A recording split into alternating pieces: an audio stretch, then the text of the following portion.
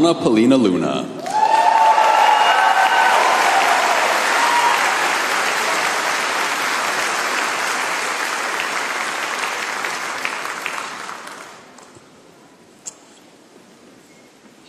I want to thank you all for being here today and start by expressing my deepest gratitude, not just to those who have joined us here today, but to the millions of Americans who have poured out their love, prayers, and support for Erica, Charlie's family, and the Turning Point USA community during this heartbreaking time. Like so many of you, I'm still struggling to process the reality of Charlie's absence. It's hard to accept that someone so vibrant and so full of life is no longer with us. But in my heart, I know Charlie would not want us to throw in the towel. He'd tell us to pick up the mic, to keep pushing, and to carry his movement forward with unwavering resolve. I first met Charlie on August 5th, 2018 at Turning Point USA's Young Women Leadership Summit.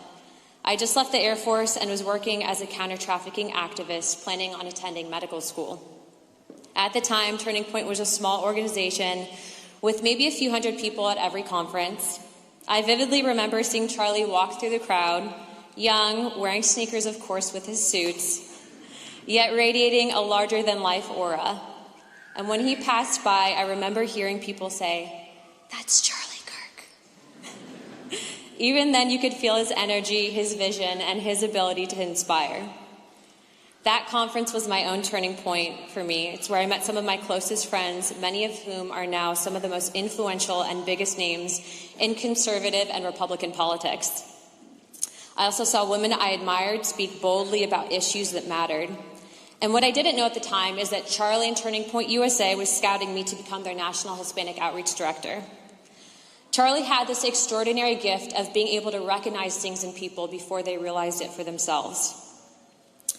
In 2018, when young conservatives and Republicans were not being engaged by the GOP, Turning Point was ahead of the curve, and that was because of Charlie's vision and leadership.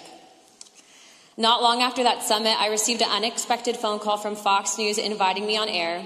I'd never done television, and I had no idea how they got my contact, and after pressing the producer, I later found out that Charlie had pitched me to the network in an effort to advocate for me sharing my immigration perspective. That was always Charlie, thinking about how to lift up other voices, amplify new perspectives, and strengthen the movement. He understood the challenges that we collectively face together, and he knew that he couldn't do it alone.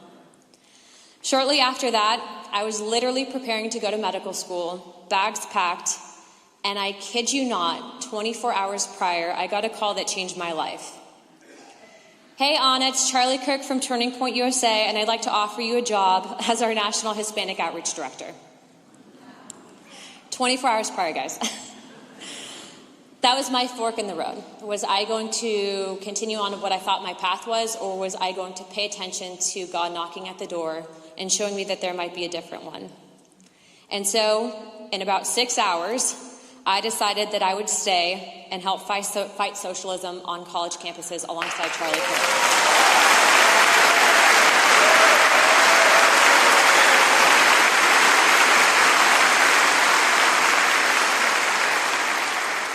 And that's where the real adventure began. I'll never forget our first tabling campus event. It was in Portland, Oregon, so you know where I'm going with this.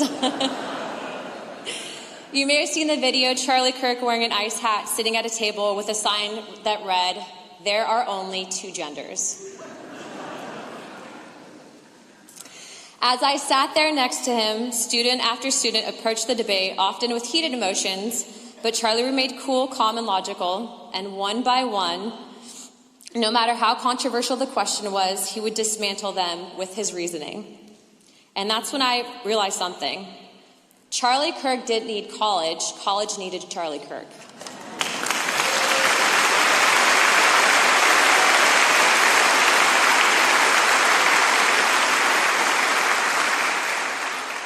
Those college tours are some of my fondest memories. Charlie's work ethic was truly unmatched, only probably rivaled by President Trump. He'd be on a different plane every day in a new city at a new campus, all while fundraising, engaging in social media, appearing on different media outlets, and still running Turning Point USA. But yet when he sat at that table or in the chair ready to debate anyone, he was truly in his element, fearless, focused, and fully committed to the truth. I saw Turning Point grow from those early days of a few hundred attendees to conferences with thousands upon thousands of young people, all inspired by Charlie's vision. Turning Point wasn't just a nonprofit. It's a movement, a force for change to empower young conservatives to take a stand. Walking into Turning Point's headquarters for the first time, I was struck by the energy of young people, dynamic, creative, and passionate my age, were running the entire operation. They were making politics fun and accessible and impactful, and Charlie had built something extraordinary, and it was truly changing the political landscape. One day, Charlie and I were talking. He said, "Anna, you really need to share your story."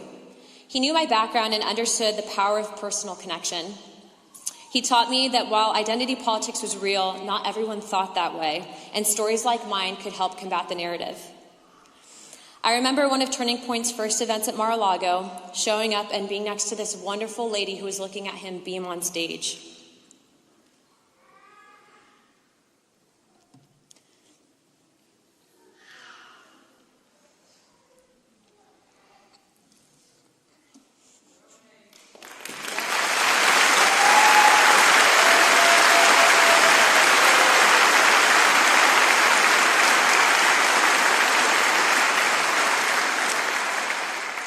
I realized I'd been sitting next to Charlie Kirk's mom and how proud she was to see her young boy there.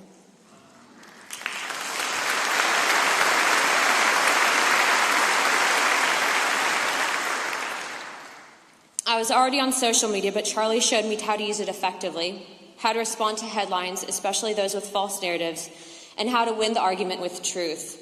Truth is the best disinfectant, he would say, and he truly lived by that principle. When I decided to run for Congress, I had no idea what I was doing. My own party worked against me, but Charlie was one of the few who backed me from the very beginning.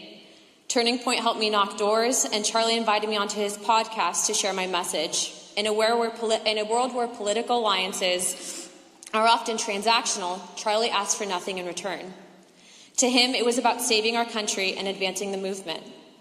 He introduced me to some incredible people, like Caroline Leavitt, who was running for office at that time as well. Charlie hosted us both at the Student Action Summit, and I often joke that Charlie's probably the only reason why I have friends. Some of the many people that I'm closest today, I met through his organization and this movement.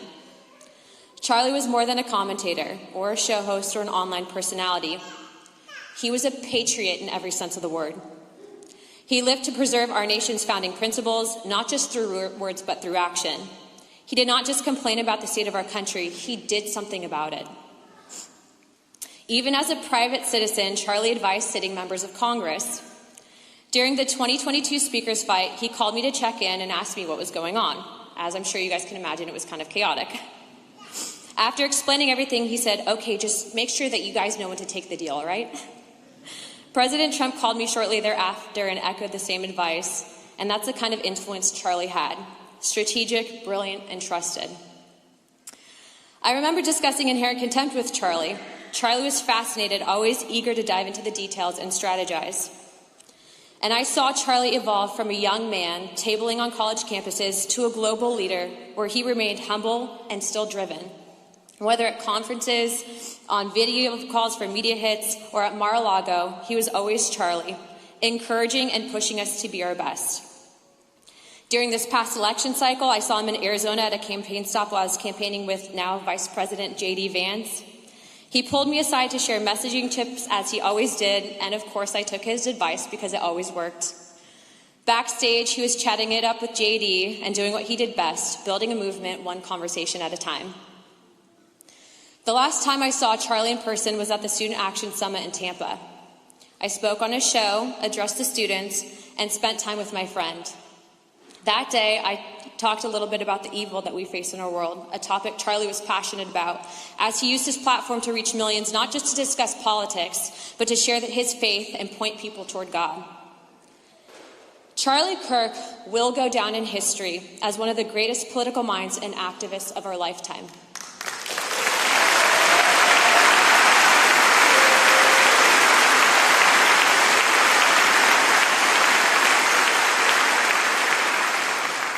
His impact places him alongside transformative figures like Dr. Martin Luther King, John F. Kennedy, and Robert F. Kennedy,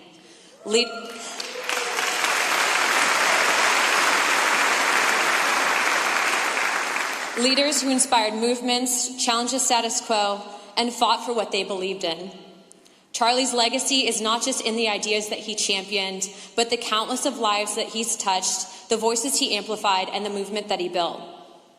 Though Charlie's no longer with us physically, his spirit lives on. And in my heart, according to the scriptures, I know that I will see my friend again one day. Since his passing, Turning Point USA has received a request to start over 32,000 new college campus chapters.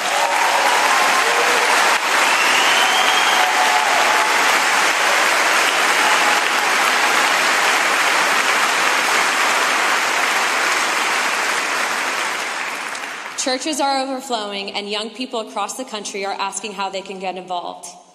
Charlie's legacy is keeping this movement alive, and it's up to us to carry it forward. So I want to leave you with the very same advice that Charlie gave me once upon a time. Share your story, get involved, join the movement, help others, run for office, but above all, keep the debate alive and pray. Truth will always prevail. To Erica and Charlie's family, you have my word, alongside with every single person that was on the stage and millions of other Americans, including some of the most powerful voices in Washington, D.C., that we will continue Charlie's mission. His vision, his courage, and his love of country will live on through all of us. Thank you, and God bless.